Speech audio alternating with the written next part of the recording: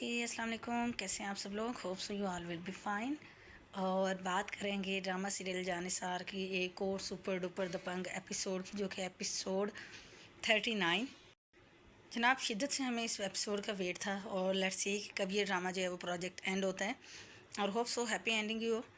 تو جیسے episode start ہوتی ہے دکھاتے ہیں کہ جو فراز ہوتا ہے وہ اپنے روم میں ہوتا ہے، تو فضا آتی ہے اور وہ کہتی ہے جی یہ دیکھیں سب کچھ پروو ہو گیا، تو اب تو آپ کو مجھ سے کوئی شکایت نہیں ہے، غلط فہمی دور ہوگی۔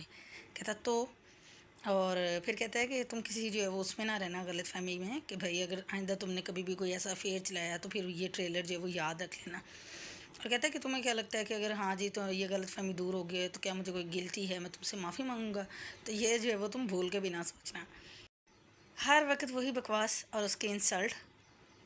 اس کے بعد فضا جو ہے وہ روم سے چلی جاتی ہے، اور پھر جو ہے وہ خضر کال کرتا ہے سنبل کو، اور پھر اس کو کہتا ہے جی تمہارا بھائی اتنا جاہل ہوگا مجھے نہیں پتہ تھا، اس نے میں آن ڈیوٹیز آفیسر پہ جو ہے وہ گربان پہ ہاتھ ڈالا، اور میں جاب پہ تھا، اگر تھوڑا سا ٹائم اور لیٹ ہوتا تو میری جاب چلی جاتی۔ تو خوب اس کو وہ کہتا ہے، تو کہتا ہے کہ تمہاری بھابھی بیچاری ہیں، افسوس ہو رہا ہے ان پہ کہ اس حیوان کے ساتھ کیسے زندگی گزار رہی ہیں۔ تو وہ کہتے ہیں کہ میری بھابھی واقعی میں بہت اچھی ہے، اور بھائی جو وہ کسی کی نہیں سنتے اور وہ صرف اپنی کرتے ہیں۔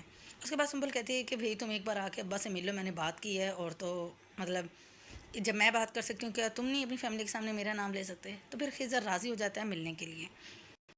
پھر دکھاتے ہیں جو دعا ہوتی ہے وہ بیٹھی ہوتی ہے لان میں، اور اماں سائی کی کال آتی ہے، اماں سائی سے سلام دعا ہوتا ہے، اور اتنے میں جو ہے وہ جو نوشیروہ ہوتا ہے وہ بھی جو ہے وہ باہر لان کی طرف آ رہا ہوتا ہے۔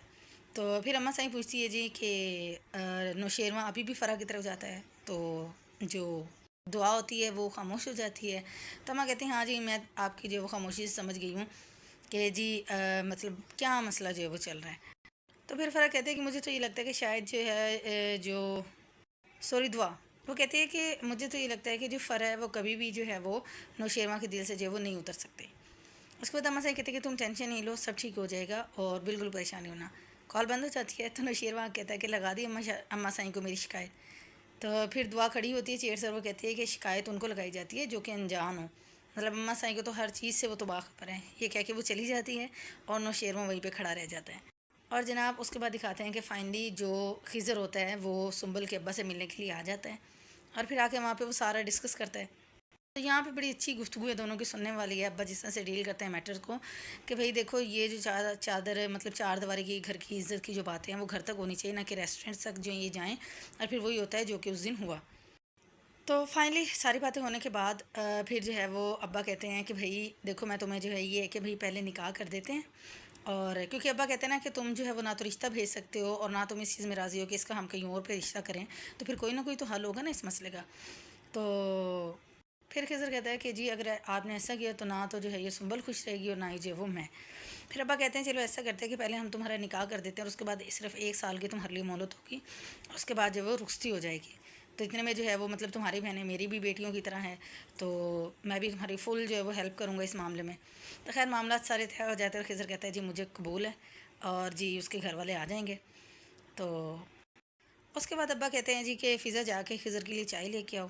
تو فضا جب چائے لینے کے لیے جاتی ہے تو سنبل کچن میں جا کے بھابھی کا اچھا سارا جو ہے وہ تھینکس کرتی ہے، جی آپ نے میری اتنی ہیلپ کی۔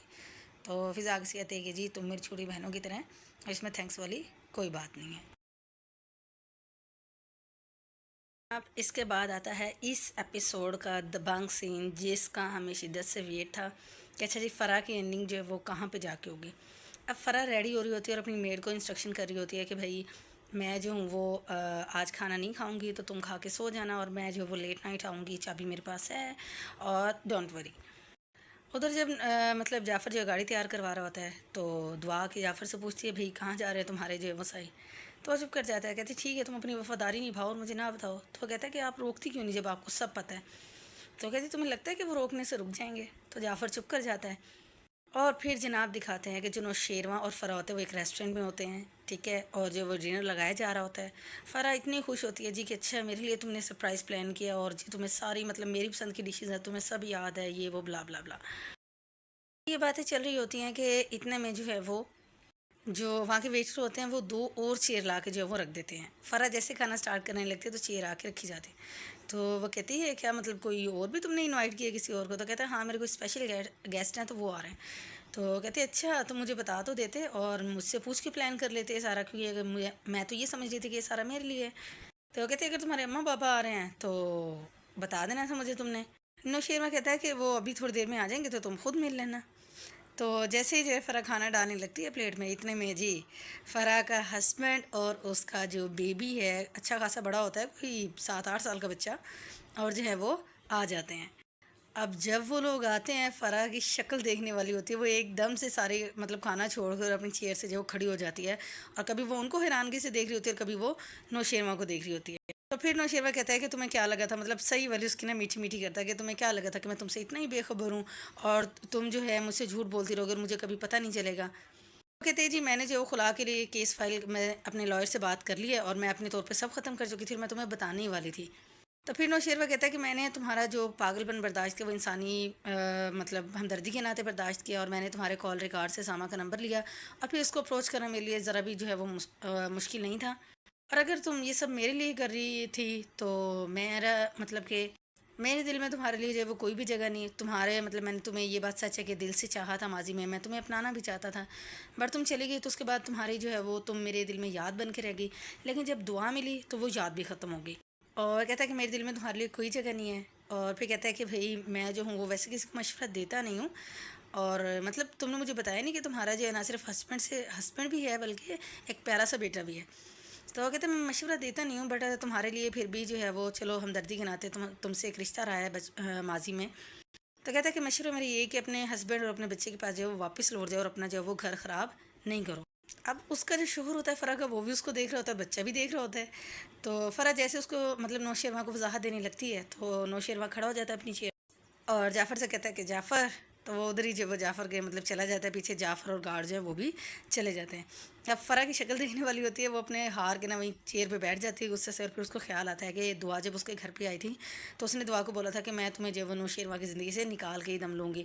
تو دعا نے اس کو بولا تھا کہ اپنا گھر تو تم بسا نہیں سکی اور کسی اور کا گھر بستے تم دیکھ نہیں سکتی ہو۔ اس کو وہ ساری باتیں جو وہ یاد آ رہی ہوتی ہیں۔ پھر نوشیروان جب واپس جا رہا ہوتا ہے تو جعفر کہتا ہے کہ آپ نے ساری باتیں مجھ سے چھپائیں اور مجھے بتایا نہیں۔ تو کہتا ہے اگر میں تمہیں بتا دیتا تو پھر بی بی سائن سے جو ہے وہ تم شکایت کیسے کرتے؟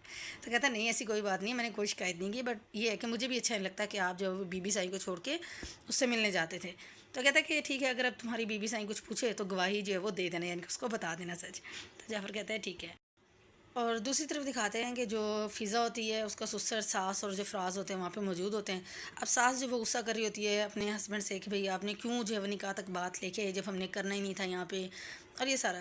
تو ابا پھر کہتے ہیں کہ جو میں نے کہہ دیا سو کہہ دیا، یہ کہ شادی وہیں ہوگی جہاں پہ سنبل کی رضامندی ہے، اور جو فہد تھا دوسرا لڑکا تھا اس کو تو جو ہے میں پہلے ہی جو وہ انکار کر چکا ہوں، تو تمہیں جو پریشان ہونے کی کوئی ضرورت نہیں ہے۔ اب فراز کا منہ بھی دیکھنے والا ہوتا ہے اور اماں کا بھی جو ہے وہ منہ دیکھنے والا ہوتا ہے کہ انہوں نے سوچا کیا تھا اور ہوا کیا۔ اب پھر جناب لاسٹ سین آتا ہے کہ نوشیروان جب گھر جاتا ہے تو اپنے روم میں انٹر ہوتا ہے تو دعا بیٹھی ہوتی ہے چیئر سے، تو جیسے ہی دعا وہاں سے اٹھ کے جانے لگتی ہے تو نوشیروان اس کو روک لیتا ہے، اور پھر وہ اس کو کہتا ہے کہ ویسے میں نے اپنی ذات کی صفائی جو ہے وہ آج تک کسی کو نہیں دی، لیکن تمہاری بات الگ ہے، تو اس وجہ سے کہتا ہے اس کو موبائل جو ہے نکال کے دکھاتا ہے کہ ایک بار اس چیز کو دیکھ لو، اور اس کے بعد بھی تمہیں لگے کہ میں گلٹی ہوں تو جو مطلب جو بھی سزا دو گے وہ مجھے قبول ہوگی۔ تو دعا پھر ایک نظر جو ہے وہ سیل فون پہ ڈالتی ہے اور پھر ایک نظر جو ہے وہ نوشیروان کی طرف، اور یہیں پہ ایپیسوڈ جو ہے وہ اینڈ ہو جاتی ہے۔ اچھی ایپیسوڈ تھی، مزے کی ایپیسوڈ تھی، آپ لوگ بھی جا کے دیکھیں۔ جو بھی آپ کی رائے ہو کہ نیکسٹ کیا ہوگا کیا نہیں ہوگا، کوئی اچھی بات ہو وہ کمنٹ میں ضرور شیئر کریں۔ مجھے دعاؤں میں یاد رکھے گا، اپنا بہت زیادہ خیال رکھے گا، اور ٹیک کیئر، اللہ حافظ، بائے بائے۔